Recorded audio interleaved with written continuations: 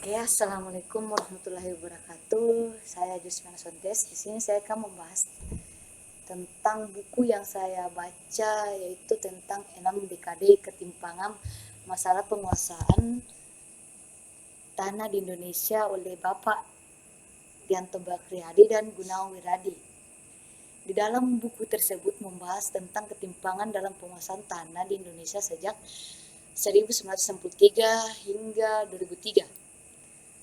Di situ ada sekitar 5 analisis sensus pertanian dari yang dianalisis oleh penulis tersebut, yang menunjukkan bagaimana kebijakan agraria terutama di Orde Baru lebih menguntungkan korporasi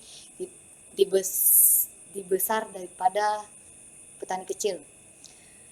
Di dalam kebijakan pertanahan dan konflik agraria di Orde Baru, setelah dikeluarkannya Undang-Undang Pokok Agraria atau bisa disingkat UUPA tahun 1960, pemerintah sempat memiliki komitmen untuk menjalankan reforma agraria dengan prinsip tanah untuk penggarap. Tetapi setelah Orde Baru berkuasa, kebijakan agraria secara drastis berubah. Alih-alih melanjutkan land reform, pemerintah Soeharto lebih memilih kebijakan komodifikasi tanah, di mana tanah tidak lagi dipandang sebagai alat produksi untuk kesejahteraan rakyat, tetapi ia menggunakannya sebagai objek ekonomi yang bisa diperjualbelikan dan dimanfaatkan untuk investasi.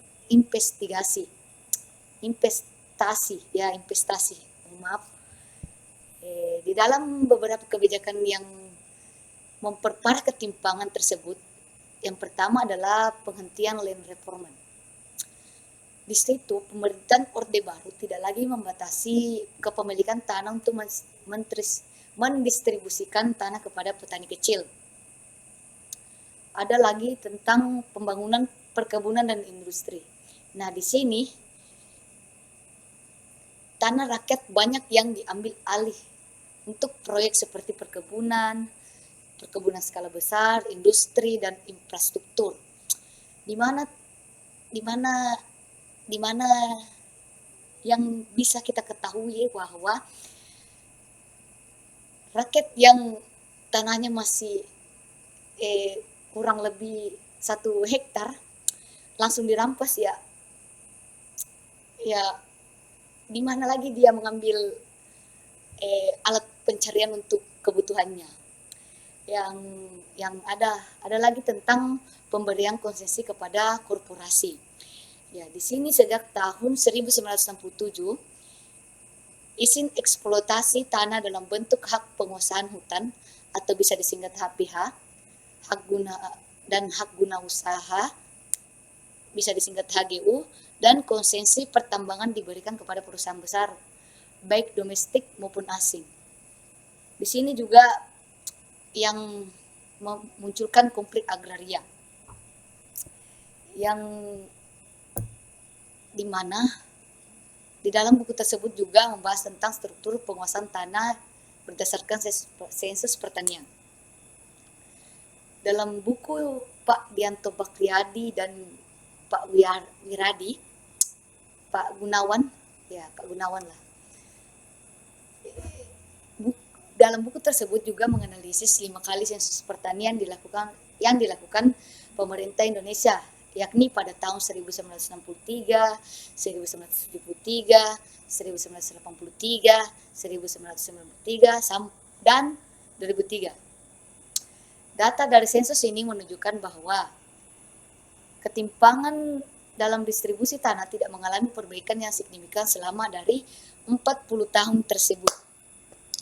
Dan di dalam buku tersebut juga didapat beberapa temuan penting dari sensus pertanian. Yang pertama itu adanya ketimpangan penguasaan tanah tetap tinggi. Rasio Gini untuk distribusi tanah mencapai 0,70 pada tahun 1973 dan 0,64 pada 1983. Tentu di situ ini menunjukkan bahwa mayoritas tanah tetap dikuasai oleh segelintir orang atau perusahaan besar. Ya, itu saja yang bisa saya jelaskan tentang beberapa temuan dari sensus pertanian. Kita lanjut ke pembahasan tentang, dalam buku tersebut juga membahas dampak ketimpangan penguasaan tanah. Dampaknya itu adanya meningkatnya kemiskinan di pedesaan. Ketimpangan penguasaan tanah berdampak langsung pada meningkatnya kemiskinan di wilayah pedesaan. Banyak petani kecil yang kehilangan tanahnya akibat tekanan ekonomi, sehingga mereka harus bekerja sebagai buruh tani atau berpindah ke sektor informal dan penghasilan tanah yang terbatas. Jadi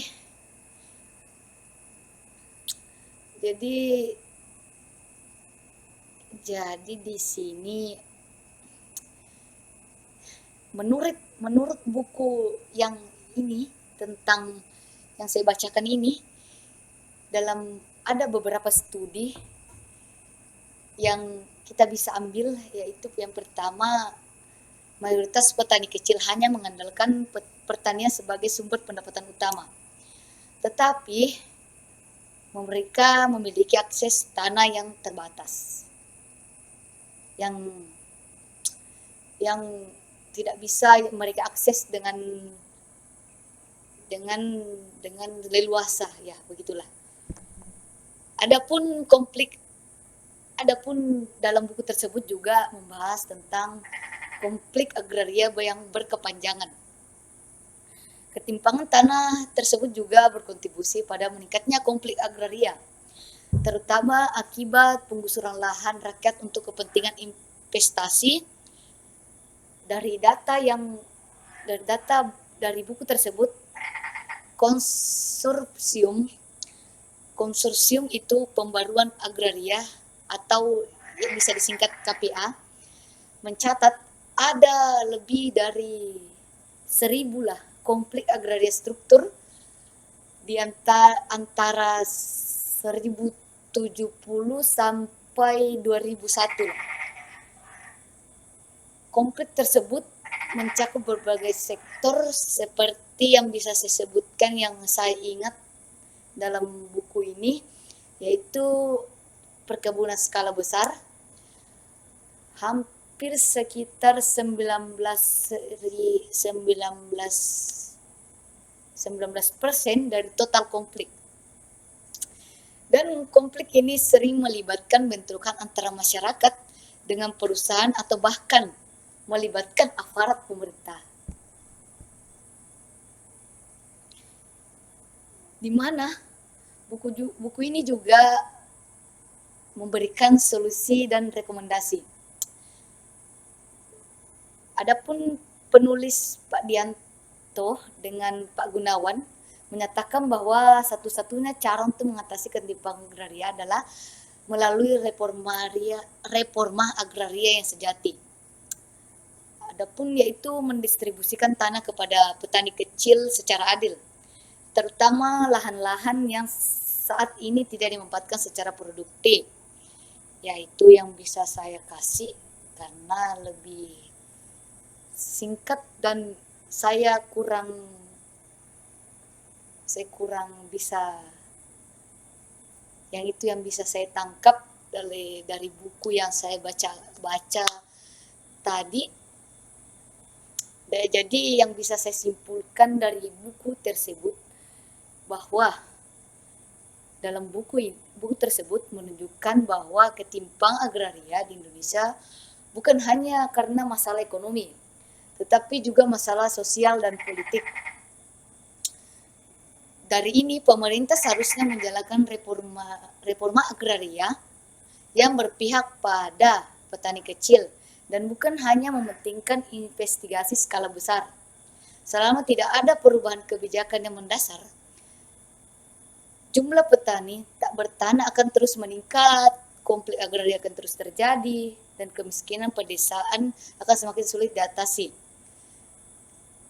Dan reformaria agraria bukan hanya sekedar retorika, tetapi harus menjadi kebijakan nyata yang dijalankan dengan konsisten dan adil.